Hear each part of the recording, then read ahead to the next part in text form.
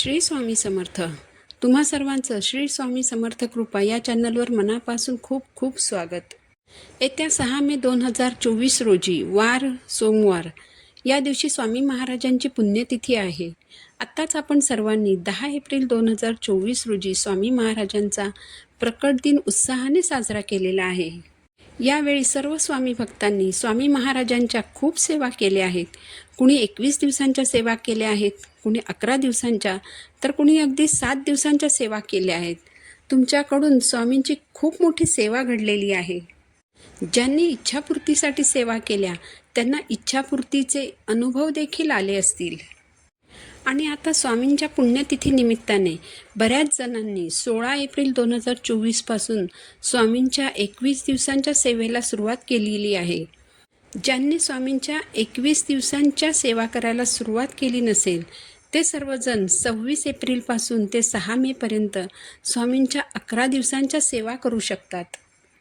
स्वामींच्या पुण्यतिथी निमित्ताने जर आपण गुरुचरित्राचे पारायण केले तर त्यासारखी दुसरी सेवा नाही. प्रत्येकाला असं वाटत असतं की पुण्यतिथी निमित्ताने आपण गुरुचरित्राचे पारायण करावे, पण गुरुचरित्र पारायणाचे नियम ऐकून बरेच जण ते पारायण करत नाहीत. याशिवाय इतरही कारणं असतातच. घरात लहान मुलं असतात, त्यामुळे वेळ मिळत नाही. कामानिमित्ताने बाहेर जावं लागतं. कधी कधी घरी मांसाहार बनवावा लागतो. त्यामुळे इच्छा असूनही गुरुचरित्राचे पारायण करणं होत नाही. ज्यांना गुरुचरित्राचे पारायण करणे शक्य होत नाही त्यांनी मी आता ज्या सेवा सांगणार आहे त्या 3 अत्यंत प्रभावी अशा सेवा करायच्या आहेत. यातील पहिली सेवा म्हणजे स्वामींच्या पुण्यतिथी निमित्ताने तुम्ही गुरुचरित्रातील दत्तबावनीचं पठण करायचं आहे. तुम्ही दत्तबावनी ही सेवा संकल्पयुक्त करू शकता. दत्तबावनी ही अतिशय प्रभावी सेवा आहे. याच्या पठणाने अनेकांचे अनेक प्रश्न मार्गी लागले आहेत. या दत्तबावनीमध्ये गुरुचरित्राचे सार सामावलेले आहे. याबरोबरच तुम्ही दुसरी अगदी 5 मिनिटांची प्रभावी सेवा करू शकता. ती म्हणजे घोर कष्टोद्धारण स्तोत्राचं पठण करणं. याला अघोर कष्टोद्धार स्तोत्र असंही म्हणतात. या नावातच या स्तोत्राचा अर्थ सामावलेला आहे. घोर कष्टोद्धारण स्तोत्राचा अर्थ आहे घोर कष्ट उद्धार स्तोत्र. हे स्तोत्र खूप खूप खूप प्रभावी स्तोत्र आहे. तुम्ही या स्तोत्राचं रोज 11 वेळा पठण करू शकता. तुम्ही ही सेवा संकल्पयुक्त जर केलीत तर तुमच्यावरील भयानक संकटातून देखील तुम्ही बाहेर पडू शकता. हे स्तोत्र तुम्ही नित्यसेवेमध्येही दिवसातून एकदा तरी पठण करायला हवं. कधीकधी अशाही अडचणी असतात की तुमचं आयुष्य पणाला लागू शकतं. अशा अडचणीमधूनही तुम्हाला कोण वाचू शकतं? तर घोर कष्टोद्धारण स्तोत्रच तुम्हाला यातून वाचू शकतं.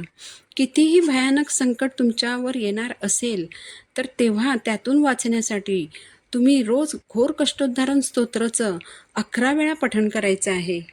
अशा संकटातून वाचण्यासाठी तुम्ही संकल्प करून घोर कष्टोद्धारण स्तोत्राची सेवा केलीत तर तुमची 101% त्या संकटातून सुटका होणारच याची खात्री बाळगा. ही खूप प्रभावी सेवा आहे. तुम्ही करून बघा. अनुभव आल्याशिवाय राहणार नाही. याबरोबरच बरेच जण ज्यांना गुरुचरित्राचं पठण करणं शक्य होत नाही ते संक्षिप्त गुरुचरित्र पारायण पठण करतात. पण ज्यांना हे संक्षिप्त गुरुचरित्र पठण करण्याइतकाही वेळ नसेल तर त्यांनी एक श्लोकी गुरुचरित्र रोज म्हणायचं आहे. श्लोक असा आहे: दत्ताचा अवतार झाला कलियुगे श्रीपाठ पीठापुरी, त्यामागे दुसरा नृसिंह सरस्वती करंज ग्रामांतरी, तीर्थे हिंडत पातला भिलूवाडीची ये संगमा, तेथुनी मठ गाणगापुरी वसेवारी दिनांचे श्रमा. हा श्लोक तुम्ही रोज 11 वेळा पठण करू शकता. ही सेवा तुम्ही संकल्पयुक्त करू शकता. संकल्प करताना तुमची जी काही इच्छा असेल, जी अडचण असेल, तुमच्यावर जे कोणतं संकट आलेलं असेल ते स्वामी महाराजांना सांगायचं आहे. अगदी आर्ततेने सांगायचं आहे. स्वामींना शरण जायचं आहे. तर ज्यांना गुरुचरित्राचे पारायण करणे शक्य नाही त्यांनी या सेवांपैकी कोणतीही एक सेवा केली तरी चालणार आहे.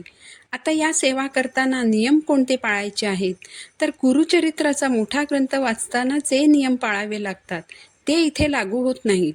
म्हणजे कांदा लसूण खाऊ नये किंवा सोफ्यावर बसू नये, गादीवर झोपू नये, हे नियम इथे लागू होत नाहीत. परंतु मांसाहार कडकडीत बंद करायचा आहे. ही सेवा गुरुचरित्राशी संबंधित असल्यामुळे आणि तुम्ही संकल्पयुक्त सेवा करणार असल्यामुळे जेवढे दिवस सेवा करणार असाल तेवढे दिवस ब्रह्मचर्याचं पालन करायचं आहे. संकल्पयुक्त सेवा असल्याने परान्न घ्यायचं नाही. परान्न ग्रहण केल्यामुळे आपल्याला बरेच दोष लागत असतात. पण जर तुम्ही बाहेर राहत असाल, मेसमध्ये जेवत असाल, हॉटेलमध्ये जेवत असाल, तर जेवण ग्रहण करण्यापूर्वी 3 वेळा गायत्री मंत्राचं पठण करायचं आहे. याशिवाय संकल्पयुक्त सेवा असेपर्यंत कोणाला अपशब्द बोलू नये. स्वामी आपले गुरु आहेत, आपण त्यांचे शिष्य आहोत. स्वामी आपल्याला भरभरून देतात, त्यामुळे आपणही स्वामींचं देणं लागतो. त्यामुळे आपण नियम पाळून सेवा केली तर आपण आपल्या संकटातून लवकर बाहेर पडू. माहिती आवडली असेल तर चॅनलला सबस्क्राईब जरूर करा. पुन्हा भेटू नवीन व्हिडिओसोबत. श्री स्वामी समर्थ.